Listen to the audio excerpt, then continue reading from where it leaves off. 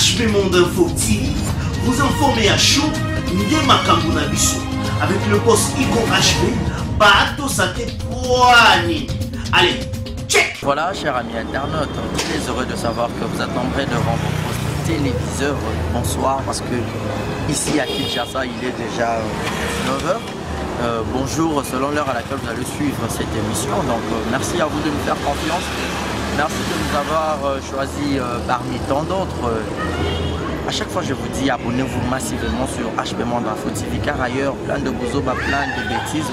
Ici, nous vous apportons de l'actualité, de l'information, de sujets, de analyses.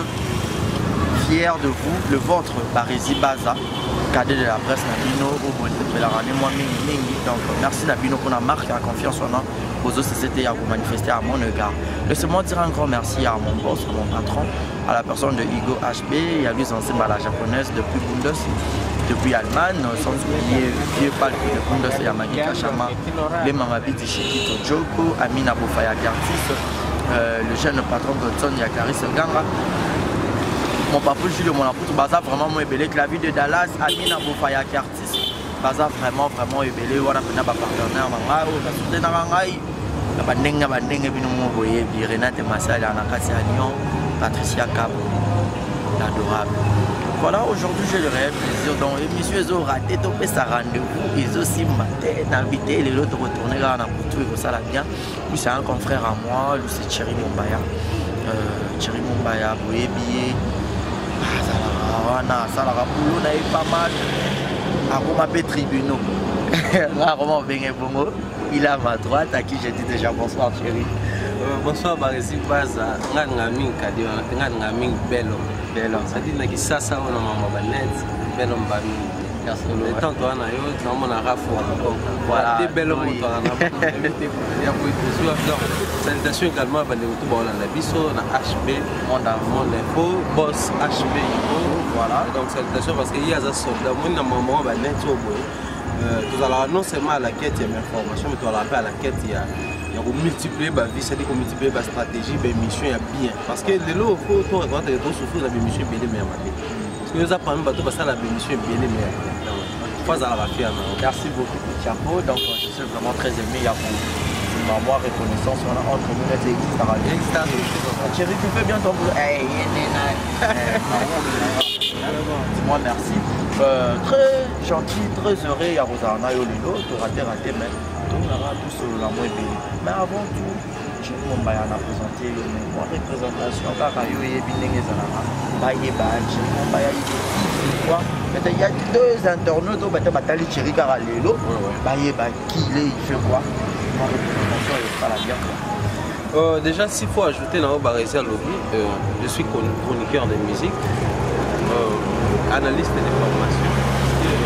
Déjà, j'aime bien faire des analyses.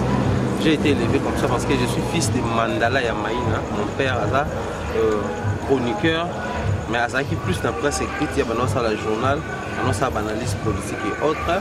Et en dehors, il y a un qui écrivait à comment livre, Yamaïna Mandala, donc partout au niveau de la qui c'est mon papa. Moi je suis Thierry Mumbaya Mandala, fils de Mandala Yamaïna. Quoi de plus normal. Et puis en dehors, il y a tout ça la raboulou monayo. Et puis ça n'était surtout Baksani. Voilà, par rapport, il y a duré à travail, je crois par rapport à la carrière. À Bordeaux, tout la côte internet, à Mona, au Manini, et puis jusque-là, comme une niveau ni quoi. Thierry Mumbaya, à un niveau élémentaire, maintenant, niveau élémentaire, mon internet, élémentaire. Donc, dans un niveau élémentaire, on a commencé ce métier à Kinshasa Awa. Déjà à la base, moi je suis informaticien de formation. Je fais de l'informatique, je travaille dans le modèle informatique, dans l'ingaming informatique. Je suis informaticien et puis voilà, tout le temps ici pas, à la place de faire un diplôme informatique dans l'enseignement supérieur. Et après, et pour ça, en dehors de l'informatique, on a des caméramans, on a le montage, on a le design, on a le et ça, au niveau de Kinshasa, je travaille dans des chaînes télévisées. Je travaille dans des chaînes vite à la Congo Média Channel, BRT Africa, CMBDJ, Canal qui ne peut moi pour ça les cas, tout travaille dans la chance, surtout la première génération il y a la mouture, non, la mouture ASBL. Ouais, Jimmy Moukindi à l'époque, parce que on a basé ensemble. Ils sont tous qui première génération en tant que tous on a prof il facile que ce soit formation. Des salariés qui dans le monde informatique, il y a une base de données à modèle franchement, il y a un monde, il y a un média. Dès la première pour s'intéresser, et puis tout on a travaillé dans la chaîne télévisée à Lobaki, mais dans notre travail plus dans le labo, dans la monteur, aux réalisateurs, au travail. Et pour arriver à un moment donné, donc on a une crise au niveau radio de BRFM où j'étais seulement avec DJ LK et moi. Donc on travaille dans sa animation, pourquoi où j'ai présenté une émission à notre planète Zouk. Planète Zouk, on a une émission qui a bâti mon Zouk, quand des arabes, ma chaîne sert à même la soirée et tout et après, où on est au Kotanga, moi on a côté encore dans la matière. On a ignoré le domaine. Je devais apprendre comment rédiger le papier, comment faire le chapeau, comment poser la rédaction. Donc c'était vraiment mon souci. Dans la romance, on a facile, pen, formation. Après ces il y a la mouture, tout ça, les formations. Et puis, vu qu'en dehors, il y a informatique dans la musique, on a INA. Alors on a INA en dehors de la musique, on a mis formation et puis voilà, tu écoutes un monde là-haut. Ça, c'est une chaîne à moi de trois vite fait dans la radio. La TV dans la salle à quelques animations dans couleur TV et puis voilà. Internet c'est qui comme par exemple Master Mogo, à la réalisateur on a mis Mangawana, tout Kaliwana et puis voilà Goya.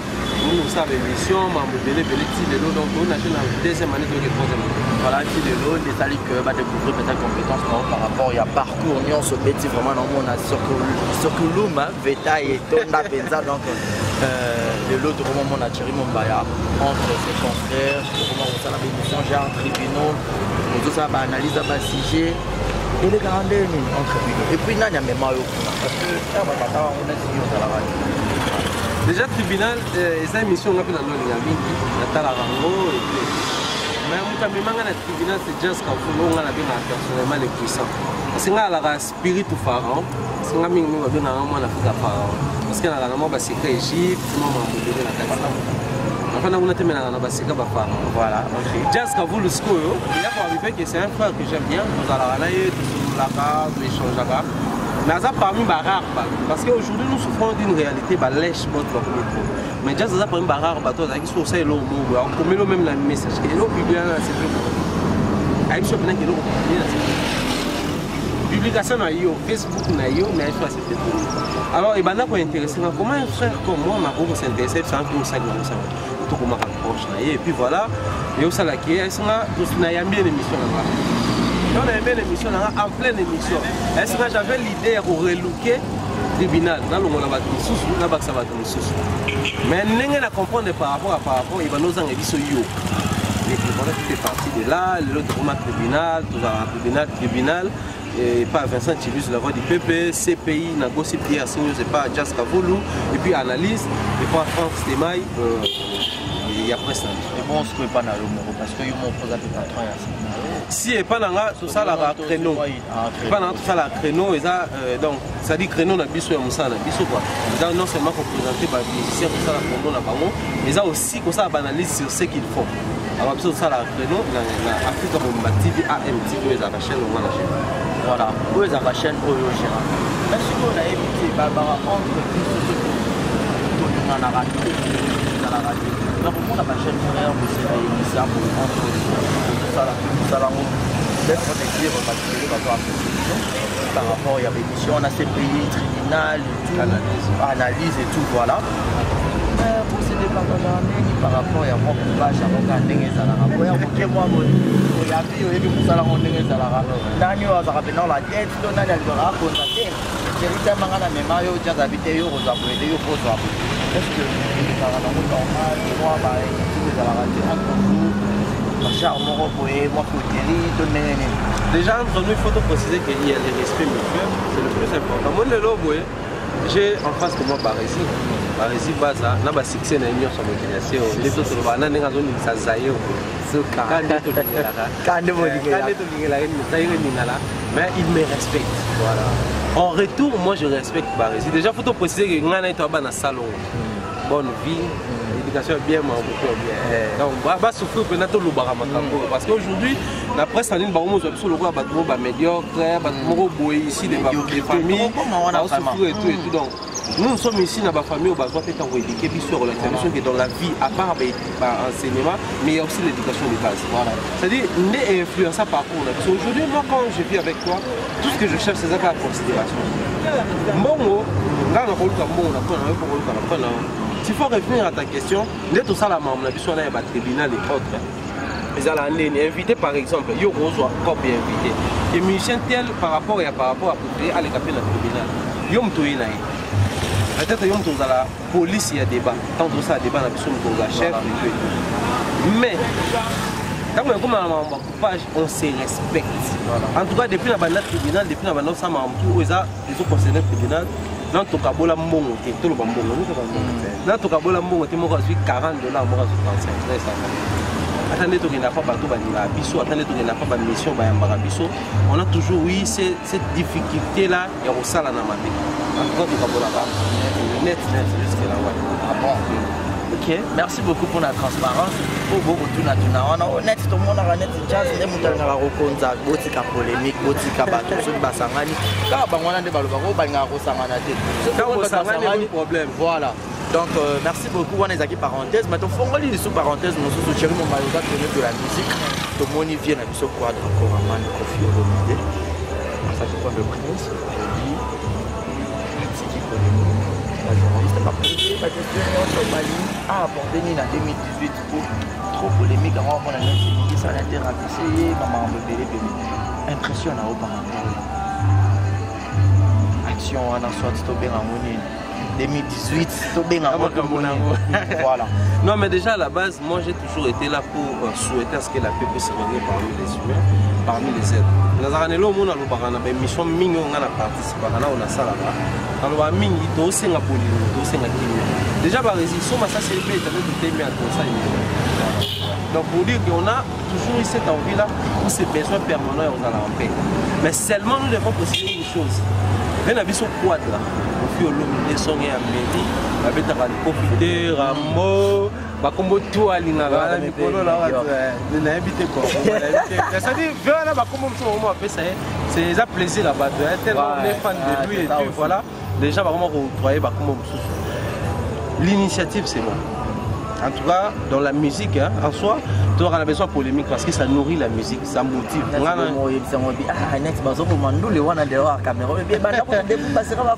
mais oui, tu as vu que papa n'a vu Franco de Miyamor, papa n'a vu papa Marc Tabou, papa Youssoufa Tabou, papa Peggy Tabou, papa Mélodie Tabou. Je vais tabouler Rochereau, Seigneur, ça là la confrontation, ça là la polémique. Seulement la polémique nourrit la musique congolaise. Et c'est d'ailleurs ce qui est à la base et à force de la musique congolaise. Mais s'il faut analyser un tout petit peu, par exemple, on n'a pas changé, au fur et à mesure, on va changer à Douane Agoueba. Parce qu'Antoine Agoueba, c'est la nature de Kofi Olomide. Ce qui, décision, on a. La nature de Kofi Olomide. Oui, Antoine Agoueba, c'est-à-dire Barési Baza. Bel homme et un mouton, voilà. La presse. Mais Barési Baza, c'est toi. Mumbaya Thierry, c'est moi. Moi, dans l'Afrique, Pharaon, Spirit, les abattoirs, tout créé. Donc, si je comprends bien, il y a le rôle, la personnage, la personne. Voilà. Ok. C'est-à-dire, si on va changer de personnage, ok, il faut réussir. Mais ce qui est Kofi Olomide, il n'y a personne. Rassurez-vous que tu peux être 6 mois, c'est vraiment bon, on va changer, on ne change pas la nature, c'est connu de tous. Kofi Olomide, on va changer sur les lots. Il ne faut pas reconnaître que c'est la même personne de Kofi, ça la polémique. Rendre le maître devant la loi Momakiadi. On va ça la rendre dans la loi, depuis c'est la loi Momakiadi. Fabrice, c'est-à-dire pour remonter de l'homme Momakiadi jusqu'à nos jours, Kofi Olomide reste le même. Seulement dans sa musique, dans la stratégie, malgré dans ça, bien que les gens injurient, bien que les gens sont condamnés, mais il vit avec ça. Donc, vous comprenez que on a besoin A, on a besoin B, on a besoin C, plus composé alphabet. On a besoin de la couleur révélée pour ça la A. En soi, polémique à la manière de Nengue Commission de loi, à la manière où il y a polémique à où il y a la polémique. La polémique à Nengue. Barésia, c'est l'émission, une très belle émission. Voilà. Une très belle émission.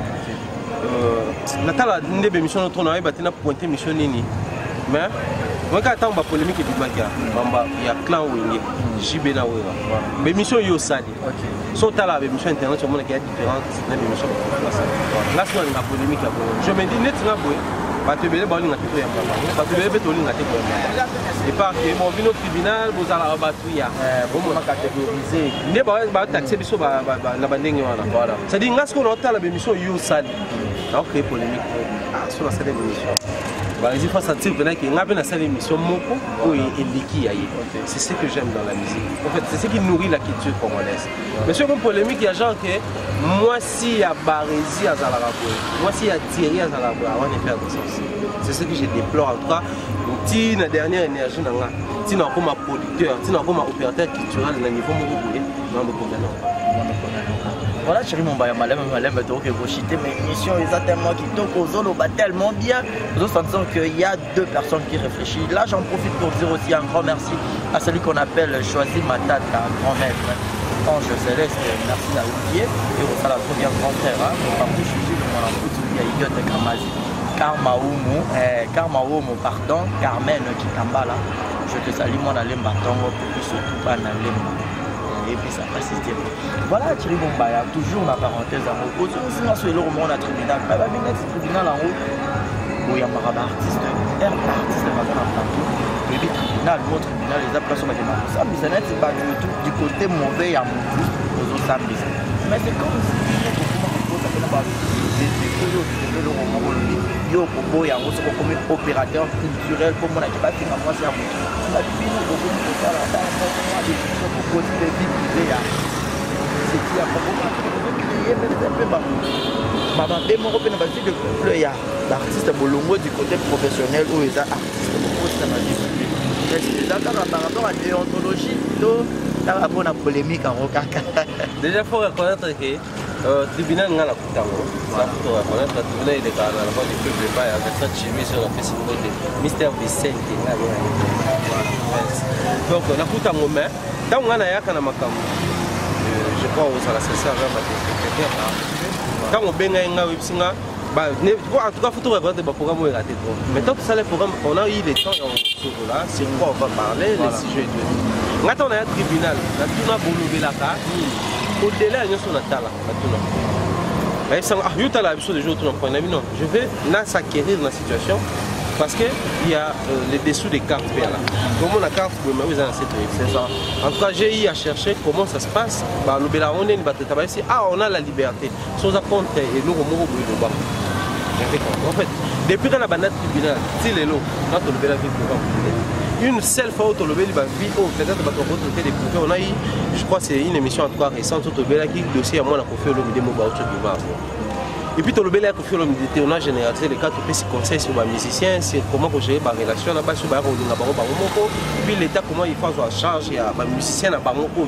ça la valeur il y a culture congolaise mais biso la carte de tribunal notre seulement ils ont moni le lobo même la question de lobby de batu baloba au Congo nous souffrons des rumeurs combien de fois au Congo on a connu des cas genre tout est là. Combien de fois on a connu Moututel à Bali, combien de fois on a connu Moututel à divorcer, combien de fois on a connu Moututel à soi moi si il y a Moututel. Donc pour dire que tu vas taxer Kabiso et dépendre de moi ma tribunal est Biso tout souffrant parce que les gens disent tout bas, nous les disons tout voilà. Il y a moins de ça là parce que nos musiciens ils sont entourés de lèche-bottes, par exemple entourés de lèche-bottes Barési là mutumo ya yebani azada na basiti na na ko ça et ça li que sikoyo na approcher Barési pour normalement les gens en bureau et tous les alaka donc ça la mamutu ya lingana et puis na koma ngana yebisa Barési vérité que le présenter émission vous côté le mais ça ika kama la les je comprends au plus sur CPA na plus au sur là ces gens là ne seront jamais à mesure il y a eu ça musicien que artiste de vérité n'a pas erreur dans le monde. Dans ce je comprends bien, il y a un bureau au bazar plus proche, il y a des musiciens. Alors qu'en réalité, tout ce que nous faisons c'est pour la promotion culturelle de notre pays. Parce que il y a des vitrines culturelles. Les lobes, mais c'est la salle madame pour l'équipe de ça il doit analyser si va faire si va monter ça doit applaudir. Mais c'est la suite trophée doit analyser. Mais c'est la mise album doit analyser. Mais c'est la mise album mais surtout la promotion. C'est que album nous a bien mais côté promotion, vérifier dans nos directions il y a marketing et communication. Mais par exemple, là je dois avoir ça là déjà par rapport à par exemple pour nous la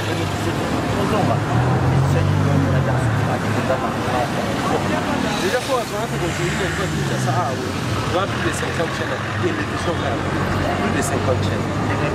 Chaîne est là YouTube. Pourquoi tu as YouTube tous voilà,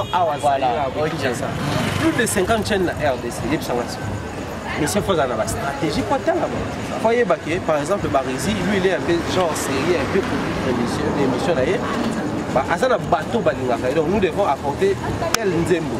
Pas Barési, déontologie, na créneau, na même la et puis pas par exemple, et pas il y a Franck Stéban, il n'a même la mamou ici, pas Charlie Carl, il n'a pas une ici. C'est un peu ça. Seulement, il y a un autre qui va dans la musicien.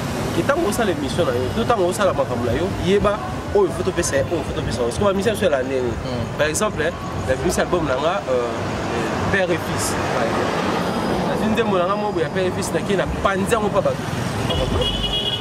So tali par exemple prenons les cas il y a album il y a fallu pour battre belé battre les mélanges peut le là pas mine peut tout ça va fan na côté on est boîte sur album il y a autre chose sur dans poste so qui na trace belle on les a nzembo les kapuna so il y a trace pour moi les locaux les kapuna so il y a DPM on a nzembo on est on va imana na Nazareth na Kebla et les Gambou mannequin nani mannequin voilà oui on ça dit c'est ça en fait les stratégies tout ça il faut comprendre esprit ya chaîne les années l'esprit journaliste ces années c'est tout ce qui est au Loba et puis sous ça la promotion de la culture parce qu'aujourd'hui nous devons réaliser que bande ko belo ba la na musique na ndenga RDC ba pays mususu ba la présenter musique ba communauté pour pousser les musiciens à travailler, tenir compte aussi de ces gens-là au bazar qui sont présents. Tout ça, là pour combattre les barons. Parce que pour les randori, tout ça, là, moi, la randori, c'est un avantage.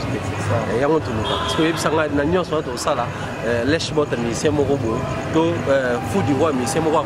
Nicolo, n'importe quoi, genre, tribunal, la binoana. Côté, mais la musicien, pour ça, pour être le but vérité, il y a un ça. Roger Aimé, JB par rapport à ça dit le long par rapport il y a Bino tribunal et tout mais éviter tout ça dit comment vous touchez déjà papa chéri JB Piana l'homme qui a mis l'eau dans Coco et que c'est plus mot de place là papa chéri n'a évité vraiment binadam j'ai la peine et puis là il s'est fait ça ngaka kumbo pas ani n'a rien c'est-à-dire JB la musique comment elle est j'ai moi récolter boga asa elo so yebi ça to lo banini ya mabia comme la biso zani en fait aujourd'hui nous devons réaliser que biso ngane tiboetiri momba na lo belanga je suis fan d'un artiste et musicien j'ai aussi mes préférences j'ai aussi mes goûts j'ai aussi mes sentiments mais ndenge ya boulot na bolo bon ko exposer en côté au père des risques et influencer par ça travail c'est ça voilà c'est-à-dire quand je fais mes analyses en face de moi il y a des artistes il y a aussi des fanatiques de ces artistes là donc quoi de plus normal celui par exemple on a vu celui tout en comprendre à fanatique il y a papa chéri surtout ça l'analyse moi c'est une certaine réalité sur les Canada il y a BCBG na biso ya Congo où il y a patrimoine national peut-être il y a aussi important donc c'est normal à attaquer biso toi ça souligner mais biso na côté un surtout ébiqué pour ça la musala n'a pas avantage à BCBG n'a pas avantage à maison mais n'a pas avantage à Zaïko n'a pas avantage à quartier la tête topé ba orchestre mususu ba nyonso ba like musique la team Wata, Jet Set, Victime et les autres. Donc c'est tout ce que nous faisons. Ok, merci beaucoup Thierry Mumbaya. Donc on est vraiment arrivé à la fin de notre entretien. Peut-être un peu ma page à la fin. Je suis fan de la bouche. Mais pour moi, la blocage qui est mais nazo qui est la blocage qui a zongi va bloquer ce parce que il va bien abisso sur ma bien la légumes c'est ça. C'est une complication par rapport à moi bah c'était après on va se journaliste d'Aïpo. Ah, vraiment, elle a invité quoi. Et ça, la plaisir. Dans le combo, on a Bonjour, moi, on a une émission, on a Junior Da, on a fait ces mêmes mots. na yo na mona mno bataba ba mission mno ya kitoko musala ministère de mobilisation zaire zaire bio ko delegate zaire ni sa mobilisation na ba peño so mobilisation bataba mo musala na pesa siko ero mona ni mo ba ni ko to mona ni no so ka et tant que Vincent par rapport yo ba na est-ce que pas vous le nous accompagner c'est ce l'autre ça va non pas bien là générateur pour pas les rater les araignées ça fait rare. Non mais en fait, au début t'as la page ya polémique. On a fait ça chez lui, une fois de plus. C'est vraiment une mission parce que les gens doivent reconnaître que les salariés n'ont fait ça trop. Voilà, on a fait ça, tu partages ma expérience, tu partages ma idée. Mais dans le cadre de ma yangue, on a dit que tu partages ma yangue. On se dit que tu m'as devant les scènes, pour que tu m'as essayé devant les scènes. Tu partages ma yangue dans la jazz. Pour faire ça, on a ma yangue. Mais dans le cadre de la team, on va bien polémique, on a ils ont le rôle à moi, on y a déjà tabac dans le bola, moi, au Toumba. Tout le monde a capé là, tout le monde a c'est le pilipi, les news des stars, la bouche autorisée, le pilipi, c'est la ça là, c'est bien. Net snap n'est ça là bien. Voilà, tu comme la souka. Merci beaucoup. Merci. On va nous embarquer pour la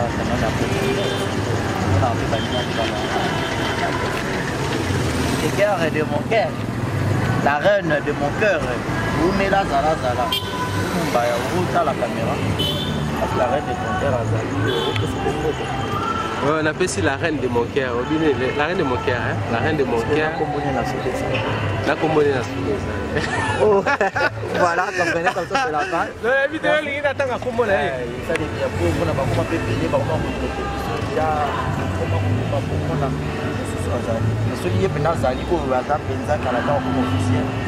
déjà la base là, on a plein de locaux, puis dans la moitié. Et au-delà, dans la moitié, dans la fin.